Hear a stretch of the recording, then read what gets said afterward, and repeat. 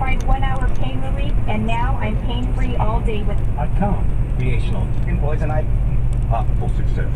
One that will stop You dock worker at Long Beach, and he introduced himself to me. I shook his hand. His hands are like baby's hands, but supposedly he's a dock worker. Got manicure fingernails. And he takes us to an expensive restaurant in Long Beach, and he starts saying the strangest things to me. And by the way, I should mention that Damien had been staying at my apartment only a couple of days before. In fact, rather cryptically, he said to me, you should be careful of strangers who suddenly introduce themselves into your life. And he gave this to me as a kind of warning before he left. And I thought that was kind of odd and cryptic. And then suddenly here is the situation. And we're standing there waiting to go into this restaurant. He turns to me and he says, are you into conspiracy theories? I am.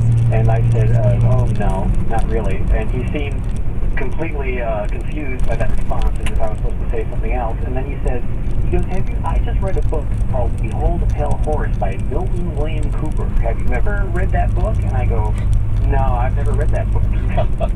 And he keeps referring to him as Milton Cooper, even though anyone who has read Behold a Pale Horse and knows anything about conspiracies or UFOs always refers to him as Bill Cooper or William Cooper. He keeps calling him Milton Cooper because that's what it says on the spine of the book, Milton William Cooper. So this guy who's supposedly like really into conspiracies keeps calling Bill Cooper Milton Cooper, and he says, he goes, you should read this book. It's really fascinating. He goes, do you think that, what do you think of George Bush? Do you think he's a good president? And I said, oh yeah, I love George Bush. He's a fantastic president. And then he said, yeah, I think we should have a revolution in this country. What do you think? It was like he was trying to bait you into something, right? Oh yeah, it was ridiculous. And nothing I said seemed to jive with what he was told I was supposed to say. So he was just kind of, the whole thing became a comedy of errors. And then there's been several other strange incidents. For example, there was one weekend, I had been out of touch with Damien for a couple of years there. And then we got back in touch with each other around about 2010, something like that. And my wife and daughter were supposed to go away. We were all supposed to go away on the weekend to Santa Barbara. The last minute, I decided to stay behind to write.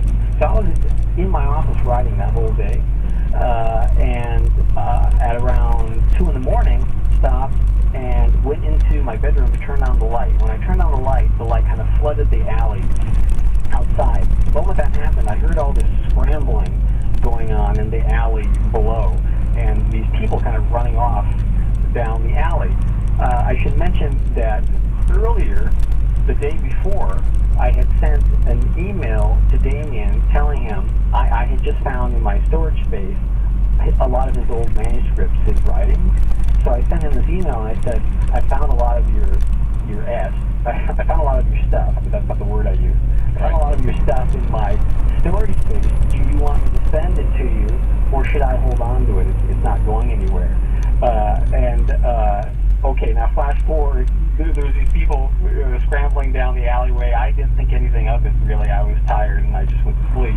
Next morning I wake up, I go outside. The neighbor who lives downstairs says, did you see the garage? Now I should point out that I had a storage space that was off-site in another city. That was the storage space I was referring to. But there were also storage spaces below in the garage. And it could be that they misread that email, because we went down in the garage and the whole place was just completely torn apart. But nothing was taken.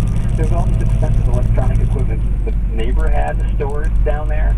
That wasn't taken. I had 2 bikes down there that could easily have been just rolled on out of there. Those were not taken. There was a motorcycle that was not taken. And the place was just completely ripped apart. So I don't know if the Barney Fife types who were like reading the email got into their head that the stuff I was referring to